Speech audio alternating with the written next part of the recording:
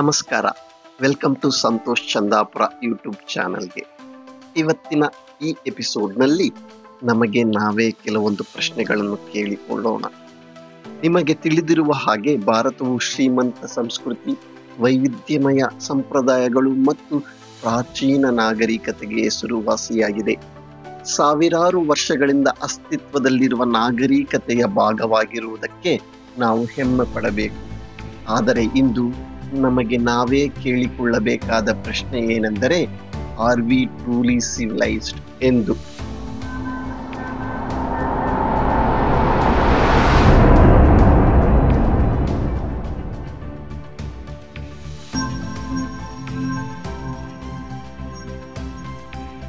ಯಾಕಂದರೆ ಪ್ರವರ್ಧಮಾನಕ್ಕೆ ಬರುತ್ತಿರುವ ಆರ್ಥಿಕತೆ ಮತ್ತು ಕ್ಷಿಪ್ರವಾಗಿ ಬೆಳೆಯುತ್ತಿರುವ ನಗರೀಕರಣವನ್ನು ಹೊಂದಿರುವ ರಾಷ್ಟ್ರದಲ್ಲಿ ನಾವು ಈಗ ನೋಡುತ್ತಿರುವಂತೆ ವಿಭಿನ್ನವಾದ ಕಥೆಯನ್ನೇ ಹೇಳುತ್ತದೆ. ಭ್ರಷ್ಟಾಚಾರ, ಪರಿಸರ ಪ್ರಜ್ಞೆಯ ಕೊರತೆ, ಪಬ್ಲಿಕ್ ಬಿಹೇವಿಯರ್, ಸಂಚಾರ ನಿಯಮಗಳು ಮತ್ತು ರಾಜಕೀಯ ಹೊಣೆಗಾರಿಕೆ ಸೇರಿದಂಥ ಸಾರ್ವಜನಿಕ ಜವಾಬ್ದಾರಿಯಿಂದ ನಾವು ನಿಜವಾದ ಸುಸಂಸ್ಕೃತ ಸಮಾಜದ ಆದರ್ಶಗಳಿಗೆ ಅನುಗುಣವಾಗಿ ಬದುಕುತ್ತಿದ್ದೇವೆಯೇ ಎನ್ನುವುದನ್ನು ನಮಗೆ ನಾವೇ ಪ್ರಶ್ನೆ ಮಾಡಿಕೊಳ್ಳಬೇಕಾಗಿದೆ.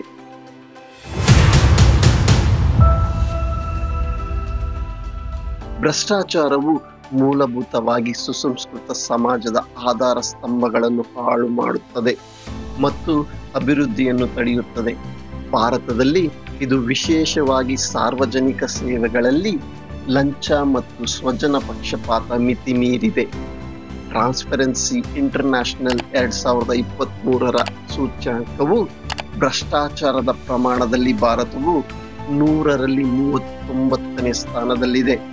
ಇದು ನಮ್ಮಲ್ಲಿನ ತೀವ್ರವಾದ ಸಮಸ್ಯೆಯನ್ನು ಸೂಚಿಸುತ್ತದೆ. ಸುಮಾರು 70,000 ಕೋಟಿ ವಂಚನೆಯಾದ ಕಾಮನ್ವೆಲ್ತ್ ಗೇಮ್ಸ್ ಹಗರಣದಂತಹ ಪ್ರಕರಣಗಳು ಸಮಸ್ಯೆಯ ತೀವ್ರತೆಯನ್ನು ತೋರಿಸುತ್ತದೆ. ಭ್ರಷ್ಟಾಚಾರವು ಶಿಕ್ಷಣ ಮತ್ತು ಆರೋಗ್ಯ ರಕ್ಷಣೆಯಿಂದ ಪ್ರಮುಖ ಸಂಪನ್ಮೂಲಗಳನ್ನು ಬೇರೆಡೆಗೆ ತಿರುಗಿಸುವುದು ಮಾತ್ರವಲ್ಲದೆ ಆಡಳಿತದ ಬಗ್ಗೆ ನಾಗರಿಕರಲ್ಲಿ ನಿರಾಸಕ್ತಿ ಮೂಡಿಸುತ್ತದೆ ಎಂಬುದನ್ನು ಇಂತಹ ಘಟನೆಗಳು ಎತ್ತಿ ತೋರಿಸುತ್ತವೆ. ನಮ್ಮಲ್ಲಿ ಸಾರ್ವಜನಿಕ ಕಾರ್ಯಗಳಲ್ಲಿ ಪಾರದರ್ಶಕತೆಯ ಕೊರತೆಯು ತೀವ್ರವಾಗಿ ಕಾಡುತ್ತದೆ. ಉದಾಹರಣೆಗೆ, ನರೇಂದ್ರ ಮೋದಿ ಸರ್ಕಾರವು 2018ರಲ್ಲಿ ತಂದ ಚುನಾವಣಾ ಬಾಂಡ್ಗಳನ್ನು ಕೊಳ್ಳುವವರ ಹೆಸರನ್ನು ಸಾರ್ವತ್ರಿಕವಾಗಿ ಪ್ರಕಟಿಸುವುದರಿಂದ ನಿರ್ಬಂಧವನ್ನು ವಿಧಿಸಲಾಯಿತು. ಕಪ್ಪು ಹಣವನ್ನು ನಿಗ್ರಹಿಸಲೆಂದೇ ಜಾರಿಗೆ ತರಲಾದ ಈ ಬಾಂಡ್ಗಳಿಂದ ಕಪ್ಪು ಹಣವನ್ನು ಬೇರೆ ರೀತಿಯಲ್ಲಿ ಪಡೆದ ಹಾಗಾಗುತ್ತೆ ಮತ್ತು ದೇಣಿಗೆದಾರರ ಮಾಹಿತಿಯನ್ನು ಗೌಪ್ಯವಾಗಿರಿಸುವುದು ಮಾಹಿತಿ ಹಕ್ಕು ಕಾಯ್ದೆಯ ಉಲ್ಲಂಘನೆಯಾಗಿದೆ ಹಾಗೂ ಸಂವಿಧಾನದ 19ನೇ ಅನುಚ್ಛೇದದಲ್ಲಿ ಹೇಳಲಾಗಿರುವ ಅಭಿವ್ಯಕ್ತಿ ಸ್ವಾತಂತ್ರ್ಯಕ್ಕೆ ಧಕ್ಕೆ ತರುತ್ತದೆ ಎಂದು ಹೇಳಿದ ಸುಪ್ರೀಂ ಕೋರ್ಟ್ ಈ ಬಾಂಡ್ಗಳ ವಿತರಣೆಯನ್ನು ನಿಲ್ಲಿಸುವಂತೆ ಸೂಚಿಸಿತು. ಎಲ್ಲಿ ಪಾರದರ್ಶಕತೆಯ ಕೊರತೆ ಇರುತ್ತದೆಯೋ ಅಲ್ಲಿ ಭ್ರಷ್ಟಾಚಾರವು ಸಹಜವಾಗಿಯೇ ಇರುತ್ತದೆ. ಮಾಹಿತಿ ಹಕ್ಕು ಕಾಯ್ದೆಯಂತಹ ಕಾರ್ಯವಿಧಾನಗಳನ್ನು ಬಳಸಿಕೊಳ್ಳುವುದರ ಮುಖಾಂತರ ಸರ್ಕಾರಿ ಕಾರ್ಯಾಚರಣೆಗಳು ಮತ್ತು ವೆಚ್ಚಗಳ ಬಗ್ಗೆ ಮಾಹಿತಿಯನ್ನು ಪಡೆಯಲು ಸಾಮಾನ್ಯ ವ್ಯಕ್ತಿಗಳಿಗೆ ಅಧಿಕಾರವನ್ನು ನೀಡುತ್ತದೆ. ನಾಗರಿಕರು ಪಾರದರ್ಶಕತೆ ಮತ್ತು ಸಾರ್ವಜನಿಕ ಅಧಿಕಾರಿಗಳನ್ನು ಹೊಣೆಗಾರರನ್ನಾಗಿ ಮಾಡುವ ಮೂಲಕ ಭ್ರಷ್ಟಾಚಾರವನ್ನು ಎದುರಿಸಬಹುದು. ಆದರೆ ಅಧಿಕಾರಿಗಳ ಕೊರತೆಯಿಂದ ಸರಿಸುಮಾರು 4 ಲಕ್ಷ RTI ಕಂಪ್ಲೇಂಟ್ಸ್ಗಳು ಇನ್ನೂ ಬಾಕಿ ಉಳಿದಿವೆ.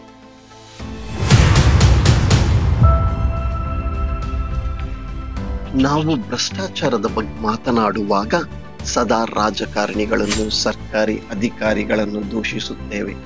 ಆದರೆ ನಮ್ಮಲ್ಲಿ ಹಲವರು ಪ್ರತಿಭಟಿಸದೆ ನಮ್ಮ ಅನುಕೂಲಕ್ಕಾಗಿ ಭ್ರಷ್ಟಾಚಾರದ ಕೃತ್ಯಗಳಲ್ಲಿ ಭಾಗವಹಿಸುತ್ತಿರುತ್ತೇವೆ ಅಥವಾ ನೋಡುತ್ತಿರುತ್ತೇವೆ ಎಂಬುದು ನಿಜವಲ್ಲವೇ? ನಿಜವಾದ ಸುಸಂಸ್ಕೃತ ಸಮಾಜದಲ್ಲಿ ಪ್ರತಿಯೊಬ್ಬ ನಾಗರಿಕನೂ ಭ್ರಷ್ಟ ಆಚರಣೆಯನ್ನು ತಿರಸ್ಕರಿಸಬೇಕು. ಕೆಲವು ಅನಾನುಕೂಲತೆಗಳನ್ನು ಎದುರಿಸಬೇಕಾಗಿ ಬಂದರೂ ಲಂಚಕ್ಕೆ ನಾವು ಇಲ್ಲ ಎಂದು ಹೇಳುವುದರೊಂದಿಗೆ ಇದು ಪ್ರಾರಂಭವಾಗಬೇಕು. ನಮ್ಮ ಮನಸ್ಥಿತಿಯನ್ನು ಬದಲಾಯಿಸಿದಾಗ ಮಾತ್ರ ನಾವು ವ್ಯವಸ್ಥಿತ ಬದಲಾವಣೆಯನ್ನು ನಿರೀಕ್ಷಿಸಬಹುದು.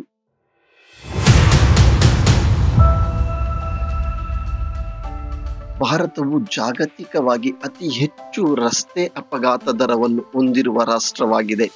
ಟ್ರಾಫಿಕ್ ನಿಯಮಗಳನ್ನು ನಾವು ನಿರ್ಲಕ್ಷಿಸಿರುವುದು ಗಮನಾರ್ಹವಾದ ಅಂಶಗಳಲ್ಲಿ ಒಂದಾಗಿದೆ. ದಿನವೂ ದೆಹಲಿ, ಬೆಂಗಳೂರು, ಚೆನ್ನೈ ಮುಂತಾದ ನಗರಗಳಲ್ಲಿ ಸೀಟ್ ಬೆಲ್ಟ್ ಅಥವಾ ಹೆಲ್ಮೆಟ್ ಧರಿಸದೆ ಮೊಬೈಲ್ನಲ್ಲಿ ಮಾತನಾಡುತ್ತಾ ರಸ್ತೆಯ ರಾಂಗ್ ಸೈಡ್ನಲ್ಲಿ ವಾಹನ ಚಲಾಯಿಸುವುದನ್ನು ಸಾಮಾನ್ಯವಾಗಿ ನೋಡುತ್ತಿರುತ್ತೇವೆ. ವಾಸ್ತವವಾಗಿ ವಿನಾಕಾರಣ ಹಾರ್ನ್ ಮಾಡುವುದು ನಮ್ಮ ರಸ್ತೆಗಳ ರಾಷ್ಟ್ರೀಯ ಭಾಷೆಯಾಗಿದೆ. ಪ್ರತಿ ವರ್ಷ ಭಾರತವು ಕನಿಷ್ಠ 1,70,000 ರಸ್ತೆ ಅಪಘಾತದ ಸಾವುಗಳು ಸಂಭವಿಸುತ್ತಿದೆ. ಅಪಘಾತವು ಭಾರತದಲ್ಲಿನ ಸಾವುಗಳು, ಗಾಯಗಳು ಮತ್ತು ಆಸ್ತಿ ಹಾನಿಯ ಒಂದು ಪ್ರಮುಖ ಮೂಲವಾಗಿದೆ. ಭಾರತದಲ್ಲಿನ 70% ರಸ್ತೆ ಅಪಘಾತದ ಸಾವುಗಳಿಗೆ ಅತಿ ವೇಗವೇ ಪ್ರಮುಖ ಕಾರಣವಾಗಿದೆ.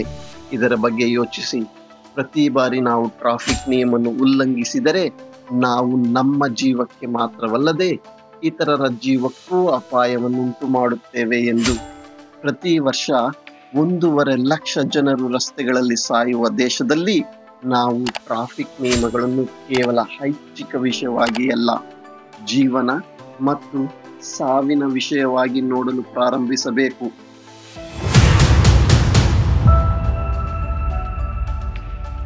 ನಾವು ನಾಗರಿಕತೆಯ ಬಗ್ಗೆ ಮಾತನಾಡುವಾಗ ಇದರಲ್ಲಿ ಅತ್ಯಂತ ಮೂಲಭೂತ ಅಂಶವೆಂದರೆ ನಾಗರಿಕ ಪ್ರಜ್ಞೆ. ನಾಗರಿಕ ಪ್ರಜ್ಞೆ ಎಂದರೆ ಸಾರ್ವಜನಿಕ ಸ್ಥಳಗಳಲ್ಲಿ ಮೂಲಭೂತ ಶಿಷ್ಟಾಚಾರದ ಅರಿವು ಮತ್ತು ಅಭ್ಯಾಸ.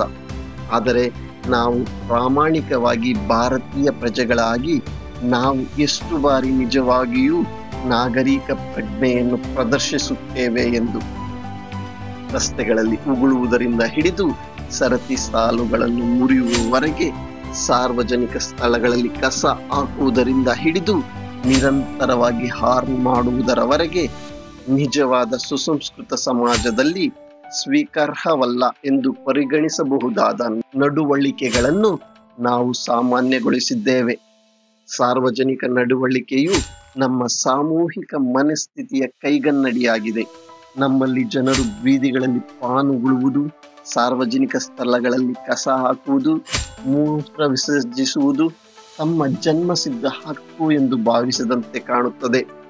ಅತಿಥಿ ದೇವೋಭವ ಎಂಬ ಪರಿಕಲ್ಪನೆಯನ್ನು ಜಗತ್ತಿಗೆ ನೀಡಿದ ದೇಶದಲ್ಲಿ ನಮ್ಮ ಸ್ವಂತ ಪರಿಸರದಲ್ಲಿ ನಮಗೆ ಮೂಲಭೂತ ನಾಗರಿಕ ಪ್ರಜ್ಞೆಯ ಕೊರತೆ ಏಕೆ ಎನ್ನುವುದೇ ಒಂದು ದೊಡ್ಡ ಪ್ರಶ್ನೆಯಾಗಿ ಉಳಿದಿದೆ. ನಾಗರಿಕ ಪ್ರಜ್ಞೆ ಎಂದರೆ ಸ್ವಚ್ಛತೆ ಅಷ್ಟೇ ಅಲ್ಲ, ಇದು ಸಾರ್ವಜನಿಕ ಸ್ಥಳಗಳು ಮತ್ತು ನಮ್ಮ ಸುತ್ತಮುತ್ತಲಿನ ಜನರನ್ನು ಗೌರವಿಸುವುದು. ಕಸವನ್ನು ಕಸದ ಬುಟ್ಟಿಗೆ ಎಸೆಯುವುದಾಗಲಿ, ಆಸ್ಪತ್ರೆಗಳಲ್ಲಿ ಮೌನ ಕಾಪಾಡುವುದಾಗಲಿ, ಬಸ್ಸಿನಲ್ಲಿ ವಯಸ್ಸಾದವರಿಗೆ ಸೀಟು ಕೊಡುವುದಾಗಲಿ, ಇಂತಹ ಸಣ್ಣ ಸಣ್ಣ ಕೃತ್ಯಗಳು ನಾವು ನಮ್ಮ ಸಮಾಜವನ್ನು ಗೌರವಿಸುತ್ತೇವೆ ಎಂಬುದನ್ನು ಸೂಚಿಸುತ್ತದೆ. ನಿಜವಾದ ನಾಗರಿಕ ರಾಷ್ಟ್ರವು ತನ್ನ ಸಾರ್ವಜನಿಕ ನಡವಳಿಕೆಯಲ್ಲಿ ಹೆಮ್ಮೆ ಪಡುತ್ತದೆ ಮತ್ತು ಪ್ರತಿಯೊಂದು ಜಾಗವನ್ನು ತನ್ನದೇ ಎಂದು ಪರಿಗಣಿಸುತ್ತದೆ.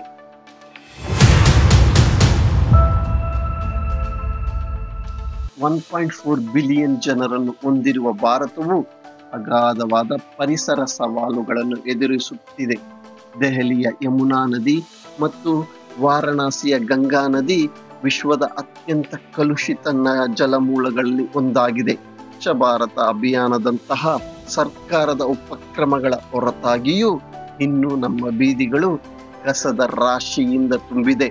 ನಾವು ಪ್ರತಿ ಬಾರಿಯೂ ಪ್ಲಾಸ್ಟಿಕ್ ಚೀಲವನ್ನು ಬಳಸಿದಾಗ ಅಥವಾ ರಸ್ತೆಯಲ್ಲಿ ಕಸವನ್ನು ಎಸೆದಾಗ ಅದು ಕೇವಲ ಒಂದು ಸಣ್ಣ ತುಂಡು ಕಸ ಎಂದು ಭಾವಿಸಬಹುದು. ಆದರೆ ಸತ್ಯವೇನೆಂದರೆ ನಮ್ಮ ವೈಯಕ್ತಿಕ ಕ್ರಿಯೆಗಳು ಒಟ್ಟಾಗಿ ಈ ಪರಿಸರದ ಬಿಕ್ಕಟ್ಟನ್ನು ಸೃಷ್ಟಿಸುತ್ತಿದೆ. ಸುಸಂಸ್ಕೃತ ಸಮಾಜವು ಪ್ರಕೃತಿಯನ್ನು ಗೌರವಿಸುತ್ತದೆ, ಸುಸ್ಥಿರ ಜೀವನವನ್ನು ಅಭ್ಯಾಸ ಮಾಡುತ್ತದೆ ಮತ್ತು ಭವಿಷ್ಯದ ಪೀಳಿಗೆಗೆ ನಮ್ಮ ಭೂಮಿಯನ್ನು ಉತ್ತಮ ಸ್ಥಿತಿಯಲ್ಲಿ ಬಳುವಳಿಯಾಗಿ ನೀಡುತ್ತದೆ. ನಾವು ಜವಾಬ್ದಾರಿಯನ್ನು ತೆಗೆದುಕೊಳ್ಳುವುದು ಅತ್ಯವಶ್ಯಕ. ರಿಡ್ಯೂಸ್, ರೀಯೂಸ್, ರೀಸೈಕಲ್ ಆಗುವಂತೆ ನೋಡಿಕೊಳ್ಳುವುದು ಮತ್ತು ಪರಿಸರದ ಮೇಲೆ ನಾವು ಬೀರುವ ಪ್ರಭಾವಕ್ಕೆ ನಾವೇ ಜವಾಬ್ದಾರರಾಗಿರುತ್ತೇವೆ ಎನ್ನುವುದನ್ನು ಮರೆಯಬಾರದು.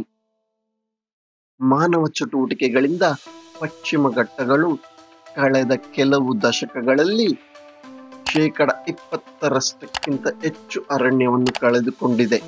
ಇದು ಕೇವಲ ಪಶ್ಚಿಮ ಘಟ್ಟಗಳಿಗೆ ಮಾತ್ರ ಸೀಮಿತವಾಗಿಲ್ಲ. ಭಾರತದಾದ್ಯಂತ ನಮ್ಮ ಚಟುವಟಿಕೆಗಳು ದೊಡ್ಡ ಪರಿಸರ ಬಿಕ್ಕಟ್ಟಿಗೆ ಕೊಡುಗೆ ನೀಡುತ್ತಿದೆ. ನಾವು ಪ್ರಪಂಚದಲ್ಲಿ ಪ್ಲಾಸ್ಟಿಕ್ ತ್ಯಾಜ್ಯದ 2ನೇ ಅತಿ ದೊಡ್ಡ ಉತ್ಪಾದಕರಾಗಿದ್ದೇವೆ. ಅದರಲ್ಲಿ ಹೆಚ್ಚಿನವು ನಮ್ಮ ನದಿಗಳು ಮತ್ತು ಸಾಗರಗಳಲ್ಲಿ ಕೊನೆಗೊಳ್ಳುತ್ತವೆ. ವರದಿಗಳ ಪ್ರಕಾರ ಲಕ್ಷಾಂತರ ಜನರು ಪವಿತ್ರವೆಂದು ಪರಿಗಣಿಸಲ್ಪಟ್ಟಿರುವ ಗಂಗಾ ನದಿಯು ಜಾಗತಿಕವಾಗಿ ಅತ್ಯಂತ ಕಲುಷಿತ ನದಿಗಳಲ್ಲಿ ಒಂದಾಗಿದೆ. ಕೈಗಾರಿಕಾ ತ್ಯಾಜ್ಯ, ಸಂಸ್ಕರಿಸದ ಒಳಚರಂಡಿ ಮತ್ತು ಪ್ಲಾಸ್ಟಿಕ್ ಅವಶೇಷಗಳಿಂದ ತುಂಬಿದೆ. ಮುಂಬೈನಿಂದ ಚೆನ್ನೈವರೆಗಿನ ಕಡಲ ತೀರಗಳು ಏಕ ಬಳಕೆಯ ಪ್ಲಾಸ್ಟಿಕ್ಗಳಿಂದ ತುಂಬಿವೆ. ಸಮುದ್ರ ಜೀವಿಗಳನ್ನು ಉಸಿರುಗಟ್ಟಿಸುತ್ತಿವೆ ಮತ್ತು ಪರಿಸರ ವ್ಯವಸ್ಥೆಯನ್ನು ನಾಶಪಡಿಸುತ್ತಿವೆ. ಹಣ ಒಂದೇ ಎಲ್ಲದಕ್ಕೂ ಉತ್ತರವಾಗುವುದಿಲ್ಲ. ಕೋವಿಡ್-19 ಕಾಲದಲ್ಲಿ ನಾವೆಲ್ಲರೂ ಎಷ್ಟು ಕಷ್ಟಗಳನ್ನು ಅನುಭವಿಸಿದ್ದೇವೆ ಎನ್ನುವುದು ನಮ್ಮೆಲ್ಲರಿಗೂ ತಿಳಿದಿದೆ. ಆದ ಕಾರಣ ಪ್ರಕೃತಿ ಸಂರಕ್ಷಣೆ ನಮ್ಮೆಲ್ಲರ ಜವಾಬ್ದಾರಿಯಾಗಬೇಕು. ನಮ್ಮ ಕಾರ್ಯಗಳ ಬಗ್ಗೆ ಹೆಚ್ಚು ಜಾಗರೂಕರಾಗಿರಲು ಪ್ರತಿಜ್ಞೆ ಮಾಡೋಣ. ನಮ್ಮ ಪರಿಸರವನ್ನು ರಕ್ಷಿಸಲು ಒಟ್ಟಾಗಿ ಕೆಲಸ ಮಾಡೋಣ ಮತ್ತು ನೈಸರ್ಗಿಕ ಜಗತ್ತನ್ನು ಮೌಲ್ಯೀಕರಿಸುವ ಮತ್ತು ಪೋಷಿಸುವ ನಾಗರಿಕ ಸಮಾಜದ ಕಲ್ಪನೆಗೆ ಅನುಗುಣವಾಗಿ ಬದುಕೋಣ.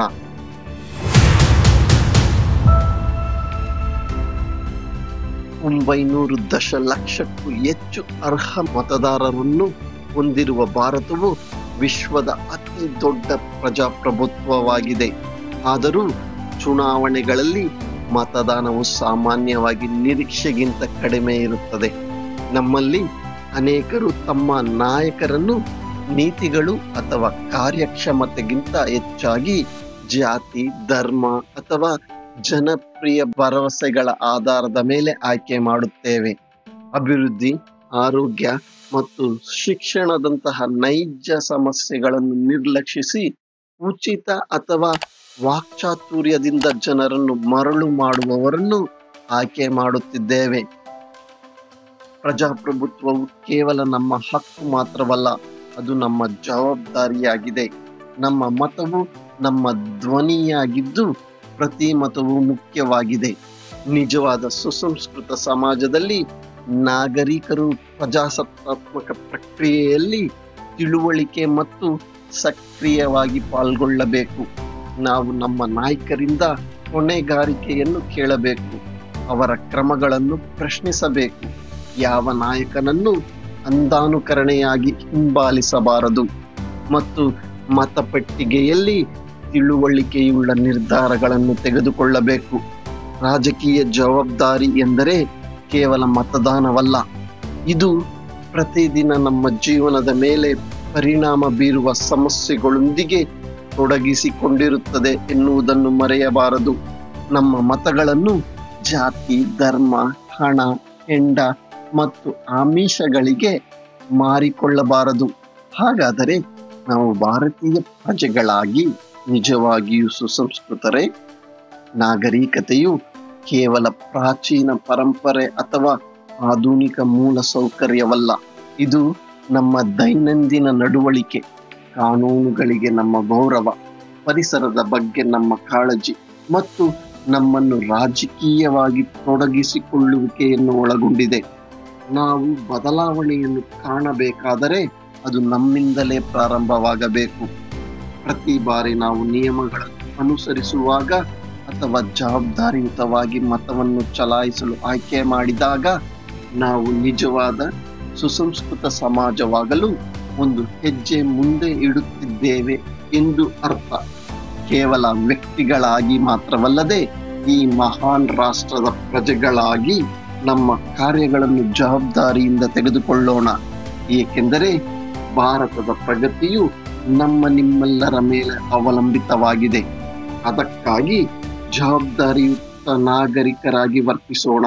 ಈ ವಿಡಿಯೋ ನಿಮಗೆ ಸ್ವಲ್ಪವಾದರೂ ಸರಿ ಎನಿಸಿದರೆ ದಯವಿಟ್ಟು ಲೈಕ್ ಮಾಡಿ, ಶೇರ್ ಮಾಡಿ ಮತ್ತು ಚಂದಾದಾರರಾಗಿ.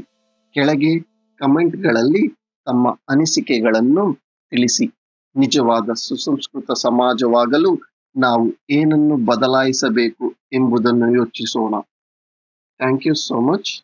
This is Santosh signing of.